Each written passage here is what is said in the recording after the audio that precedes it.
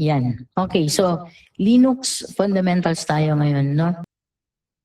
Bago tayo pumunta, no? So sa command line ni Linux operating system, no? Tuturuan ko muna kayo kung paano nyo i-install yung Linux sa loob ng virtual machine nyo.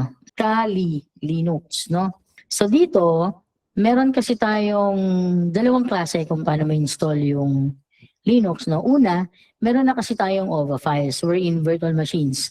Kung virtual machines, pupunta ka lang dito and then ida-download mo yung VirtualBox. Huwag yung VMware, ha? So, download natin yung VirtualBox. Click mo lang to. Download. Hindi na siya ganun katagal i-download, guys, no? Unlike sa ISO ng Microsoft Windows, no? Medyo matagal siya i-download. Pero download na rin natin yung mismong installer, no? Kasi pre-built lang yan, guys, eh.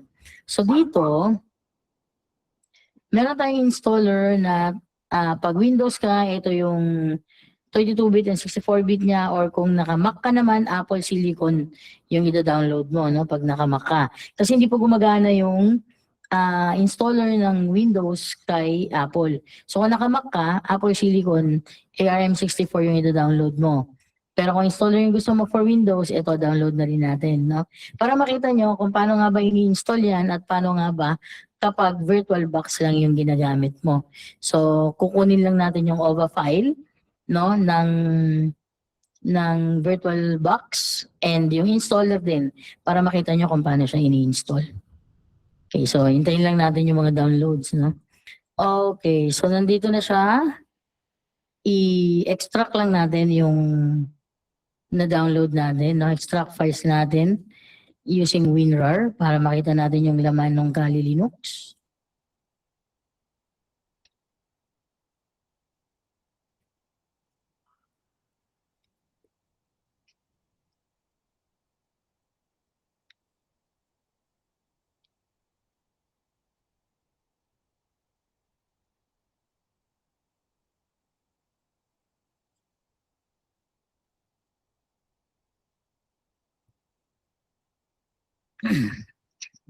Habang din na-download natin yung complete installer niya.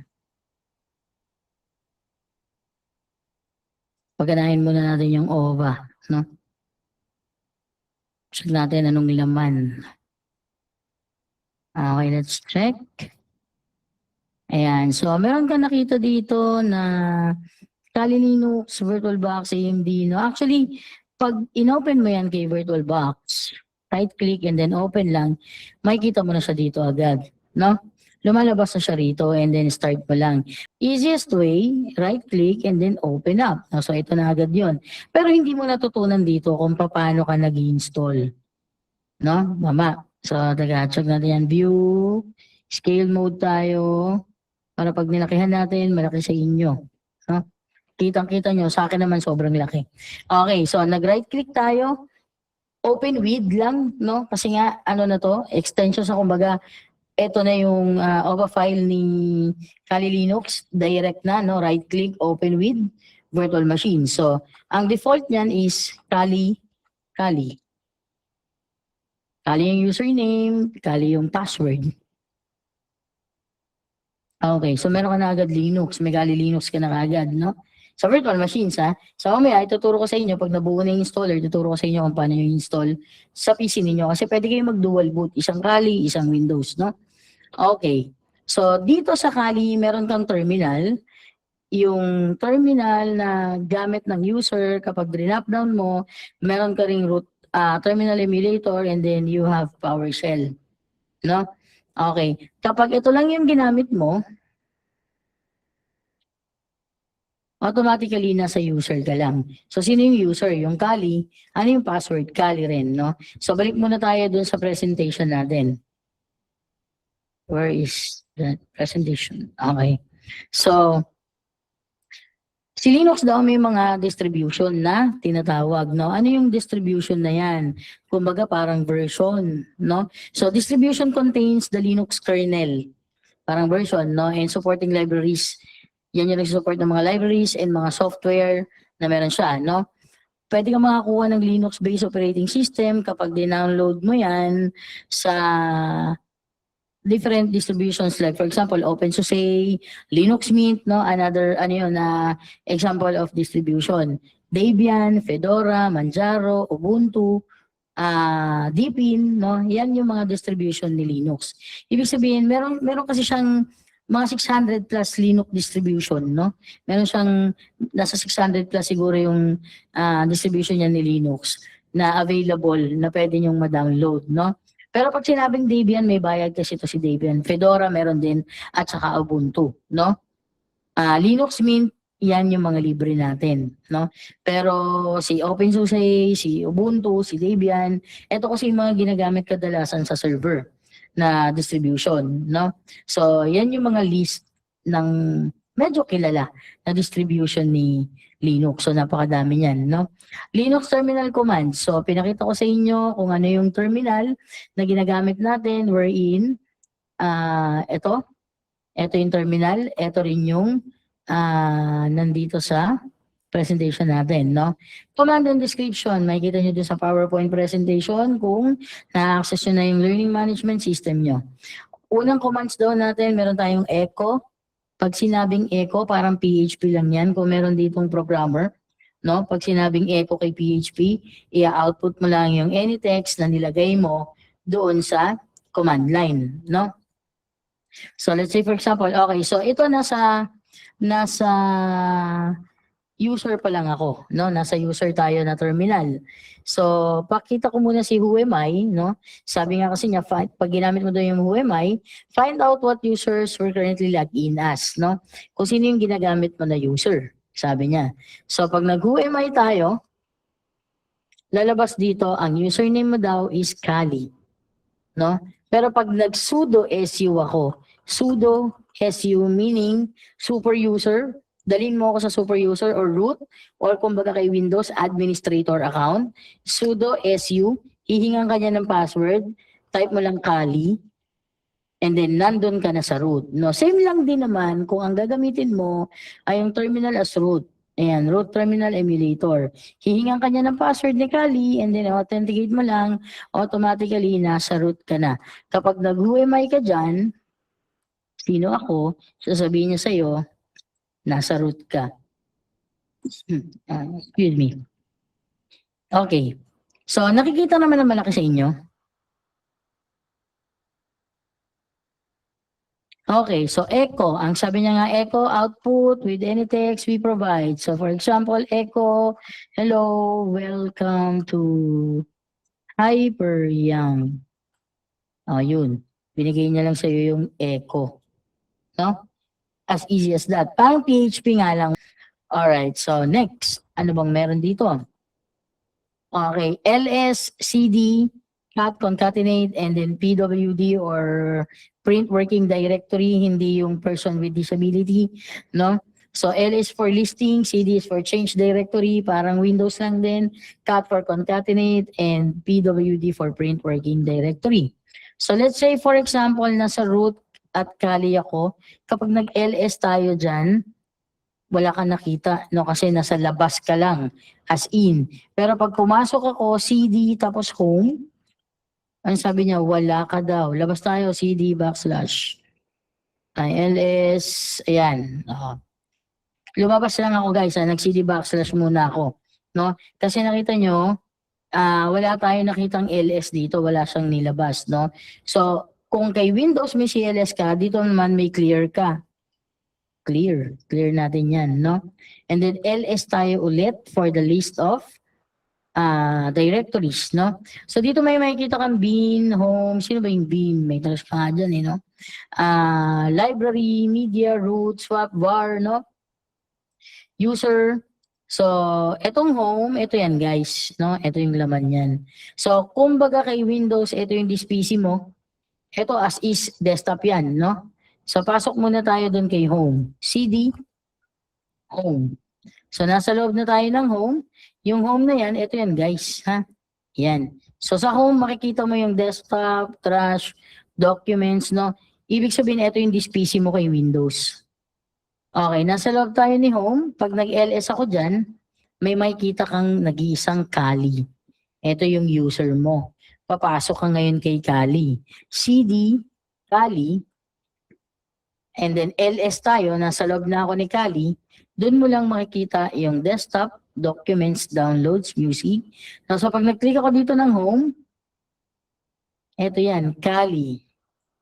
No? And then nasa loob ka ng Kali, dyan mo makikita yung desktop, documents, downloads, music, pictures, parang Windows, di ba? Next. Command, no? mkdir para daw makapag-create ka ng directory, rmdir, delete permanently an empty directory. mv is renaming files, hindi move, no? Renaming files tayo. Pag sinabing files, guys, ha? As in files, hindi directory. Baka malito kasi kayo doon, no? Pag folder kasi is directory. Pag files, ito yung mga text file mo, ito yung mga document file mo, no? Na ginawa mo na nasa loob ng Kali mo. RM, ibig sabihin delete ng files, hindi delete ng directory. Deleting ng files inside the directory. Pwede, no? And then yung ibang command natin, we have uname, check the complete OS information system, ln, create yung shortcut link to another file, and then clear the terminal screen. Inisa-isa ko, pero balik tayo rito. So, on ls, no, sa list directory, nakita natin yung desktop, documents, downloads, music, no? So, pasok lang ako ng desktop para dito tayo. CD, desktop. Oh, ano sabi niya? Ay, sorry. Kasi ito, case sensitive, guys. Sorry ha. CD, desktop. No? Mali yung spelling eh. Okay. So, clear lang natin para hindi magulo. So, nasa loob ako ng desktop. Hindi ka makakapasok kapag maliit yung letter D. No? Kasi yung spelling ni Kali sa desktop niya is capital yung D. So, yun yung reason kung bakit nagka-error tayo kanina. No? So, ls tayo. Diyan mo makikita ngayon, walang laman yung ls niya. No? Pero pag nag-create ako ng directory, mkdir, sample underscore folder. Okay, so ito yung sample folder ko. Lumabas, no? Now, kapag nag-ls ako sa desktop, lalabas na ngayon yung sample folder ko. No? Create ako dito, right-click lang ako, and then create ako ng document. Empty file, parang text document kay Windows, no? Test. Create lang tayo ng test. Yan. So, ito yung file, ito yung directory mo, no? So, pag nag-ls tayo dyan, lalabas na yung sample folder, naka-blue pag directory, and then puti lang naman, no? Kapag file. So, nakita mo yung file, no? We have, sabi niya, ln, create shortcut link to another file. So, example,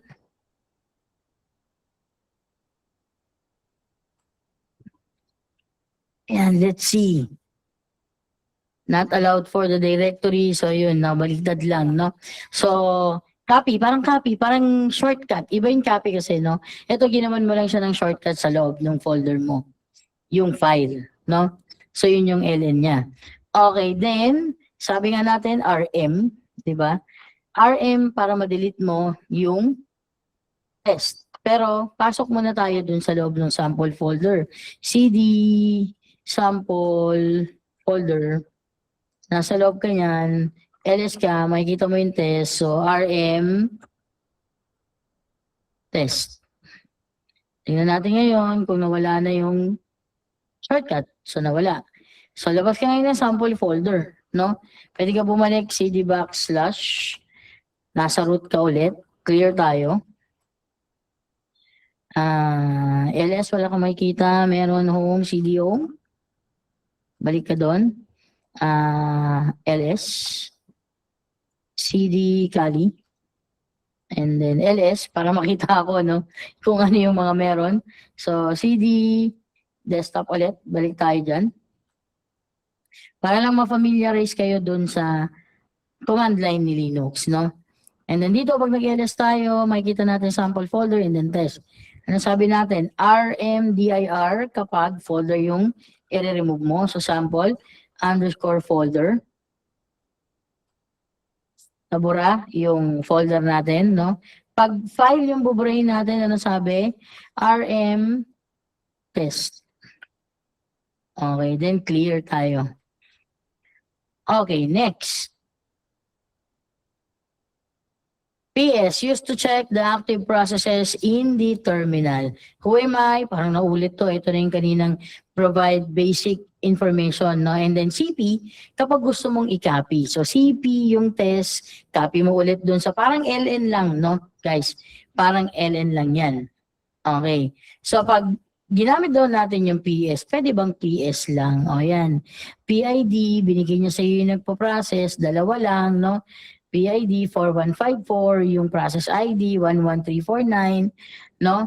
And then time and CMD ka, no? Okay. Next, IF-config or IPA para daw makita mo yung network interfaces. So, pwede kang mag IF-config, no? Parang same lang din naman yung lalabas niyan. Hindi IP-config, IF-config or IPA. Ethernet 0 or ETH0. Yan, makikita nyo, iNet.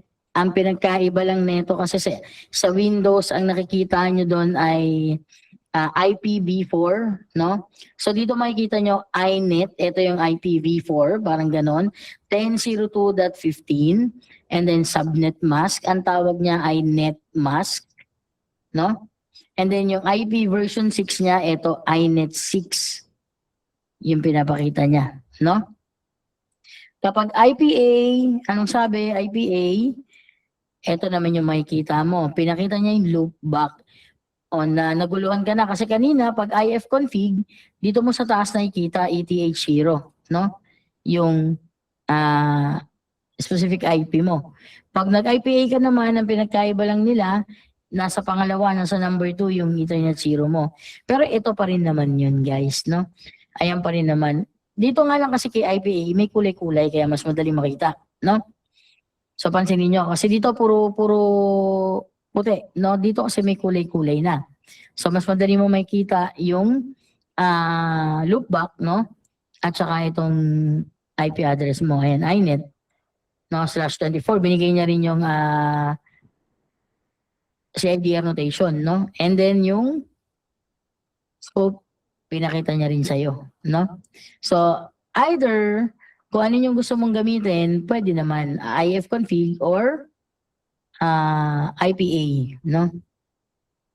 Okay, so meron din siyang ping, test ng network connectivity, ganun din naman yung ping, tapos yung IP address, trace route, hindi ko na isa-isahin yan, no? And then netstat, ganun din, no? Listen open port, so ganun din, meron din siyang netstat. Ay, sorry. Netstat. Yan, ganun din yung ibibigay niya sa'yo, no? Binibigay niya rin sa'yo yung stream, yung connected. Instead na ang ginamit niya ay established connection kay Windows, kay Linux kasi connected, no? Yung terminology lang naman halos yung naiiba. Tapos syempre, magkaiba kasi yung environment na nakikita ninyo, no?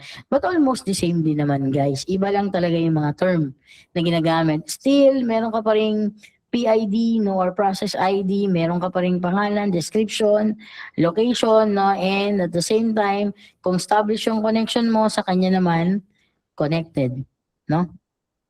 Okay. ARP, Address Resolution Protocol, ganun din naman para daw ma-display and ma-modify yung ARP cache.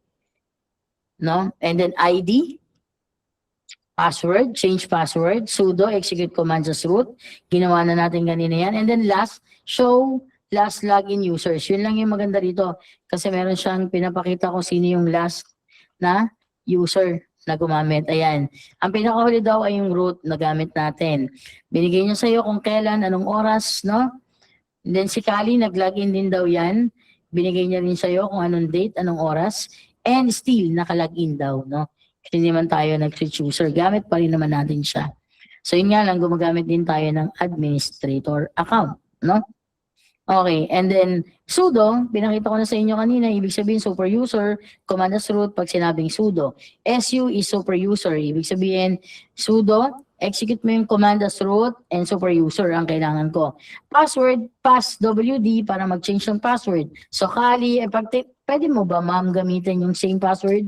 Kali-kali, Kali ulit. Anong sabi niya? Pwede naman, no? Kali-kali pa rin tayo. Okay. Kay Kali Linux, guys, makikita nyo rito, napakadami nating tools na pwede magamit. Andyan yung forensic, no? Andyan yung mga credential access. Ano daw, may brute force ka, may hash identification. Hash meaning is yung authentication ng isang kunwari kung ISO, nag-download ka, meron kasing authentication yun para malaman mo kung legit talaga yung ISO. Or, paano ko ba sinabing legit? Kung walang naka-insert or naka-inject na malicious software dun sa na-download mo na ISO. Sabi ko nga kapag mahilig ka sa peke, mahilig ka sa Pirate Bay, mahilig ka sa mga black market, yung na-download mo na ISO, hindi yun secure. So para malaman mo kung secure siya, pwede ka gumamit ng mga authentication, no, katulad ng hash. Password cracking, andito na rin, di ba? Kaso nga lang, hindi kasi natin to itatakal kasi hindi naman tayo ano tawag dito, ethical hacking, no? Encrack, network authentication cracking tool, no? Andiyan na lahat, nakikali na. Ikaw na lang mag-explore. Kung papasok kayo ng ethical hacking, ito yung mga ibibigay nila sa inyo, no? Yan yung mga ginagamit natin. Password cracking, OS credential dumping, no? Actually, pang-atake kasi ito si Kali. Ito talaga yung ginagamit ng mga hacker, no? Pero ethical hacking, ha? Yung mga penetration tester, ginagamit din nila to, no? So, inintroduce ko lang sa inyo kasi para mas mabilis tayong makapag gamit, no? Dahil nga meron naman tong supported niya yung OVA file, no? For virtual machine. Kaya binigay ko sa inyo. Nandiyan lahat. Privilege escalation, no? Reconnaissance. So, lahat yan ay tinataker sa ethical hacking. Wala sa defense, no? Nasa penetration and testing or ethical hacking kasama yan, no? So, but before anything else, bago tayo mag-install ulit sa LMS nyo po, kakalagay ko lang po ulit, no? Ng activity nyo for Linux. So, dalawa na po yung ipapasa nyo sa akin. Nasa inyo po yan kung kailan nyo ipapasa. Pwede nyo pong pagsabayin yan, no? So, CDM, makikita nyo po yung sa materials. Sa materials, makikita nyo po yung Linux handout. Nung una, Windows command, yung netsh command natin, no? And then ngayon, may Linux handout po tayo. Meron pong instructions dyan. Babasahin nyo lang, but all you have to do is to install Kali or gumamit ng OVA file. Sabi ko nga, no, para ma-install nyo si Kali, no? OVA file para diretso install. Ayan, tingnan natin ngayon yung ISO ko. Paano naman itsura niyan pag ISO? Ayan na, may ISO na tayo. So, gawa tayo ngayon. Okay. So, machine. Create tayo ng bago. Lalagay ko dito. Kali _Linux. Sana hindi siya no? Mag-conflict. Okay, so downloads, meron akong installer ng Kali Linux. As is na lang yan. Pero pwede namang i-Debian, no? Pero sige, as is na lang yan. Specify ako ng hardware ko. Namumula na to Sige, medyo taas ko ng onte kung kaya, tingnan ko, no? And then CPU, tingnan ko kung kakayanin ng 3. Finish. Tingnan ko lang kung hindi kung hindi maglalag. Kasi baka mahina nga kasi yung PC ko rito, no? Na ginagamit ko. So, check natin. Magiging dalawa yung aking Kali. Close ko na muna tong isa ko. Paano mag-shutdown? Ma'am, dito, ang shutdown natin kay Linux, kay Kali. Ito, click mo to, tapos shutdown, suspend, logout, or switch user. So, shutdown tayo. Ganda, no? Okay. Ay, teka, alit yan. Scale mode tayo. Okay. So as you can see, nung nirun natin siya, may lumalabas na, uy, I'm so sorry, nag-restart. Okay, ulitin natin. Hindi ako namili Ulit-ulit guys, na. Kailangan ko mamili dun eh. So, pinili niya na ng kusa. Okay, ulitin natin. Okay. Yan. So, graphical install or install lang. So, dito tayo sa graphical install para meron tayong GUI, no? Okay. So, tatanungin ka niya kung English. So, ganito po ini-install si Kali Linux kapag nasa laptop nyo, no? Boot mo siya. Alam niyo naman kung paano mag-boot sa laptop nyo, di ba? Kung nag-CSS kayo, alam niyo yan, no? So, English. United States na lang tayo. American English na lang. Configuring ng keyboard kasi yun naman talaga yung ginagamit natin, no? Pag nag-iba ka pa ng lengguwahe doon, eh, mag-iiba yung layout ng keyboard mo.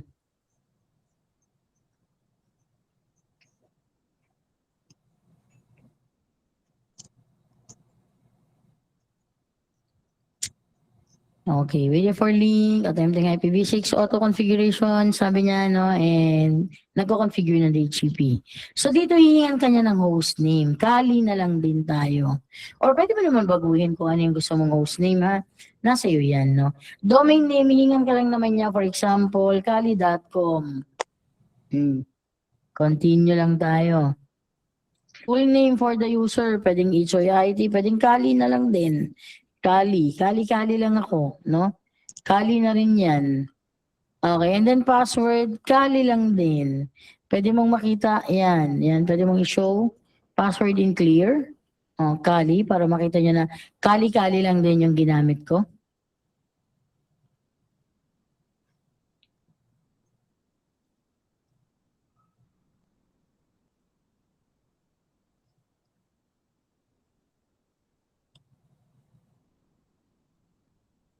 Yung commands natin kay Kali sa network, ganun lang din, no?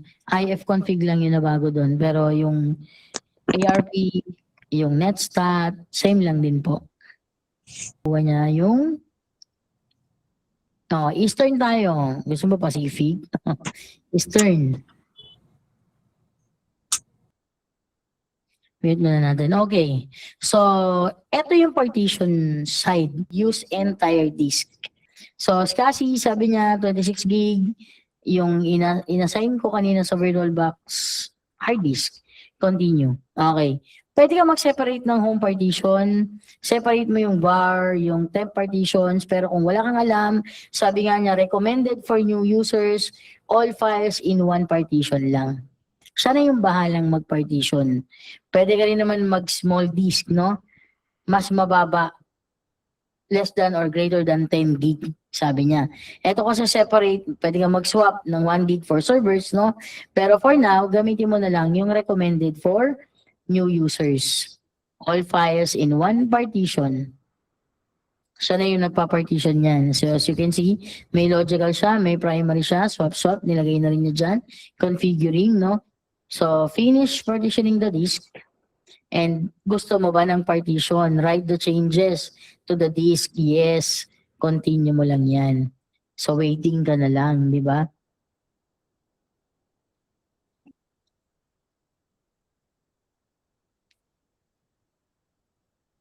Ayan, okay. Actually, pwede kang gumamit ng Genome, no? Pero kailangan mo rin ng desktop environment. So, gamitin natin yung Kali's default desktop environment. Pero kung gusto mo ng Genome, pwede naman, no? So, it's up to you. Try mo pareho kasi VirtualBox naman yung gagamitin mo, di ba? So, try mo lahat. Try mo i-check lahat, no? Walang masama. So, continue lang natin yan.